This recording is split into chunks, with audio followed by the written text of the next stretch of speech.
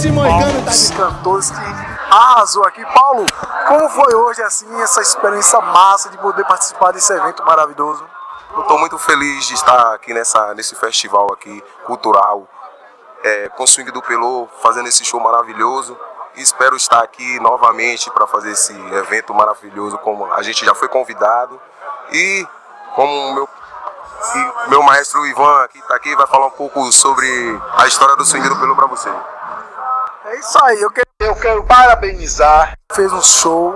E aí fale você que é o cara que você arrebentou jogando duro, mandando os meninos. Fale um pouco dessa banda aí pra TV Alternativa. A Swing do Pelô tem 31 anos de resistência, que faz um projeto aqui no Pelourinho. Tem muitas pessoas que não reconhecem, mas vocês que vêm de fora dão essa força pra gente. A gente vem aqui com amor, com muito carinho, com os músicos, sabendo que não é os músicos da banda show, mas deu para fazer um trabalho maravilhoso. É isso aí, meu irmão. Pode contar com a gente, que chamar aí que a gente vai fazer a cobertura. Os meninos estão de parabéns, fizeram um show e daqui a pouco a banda que baila. É sim.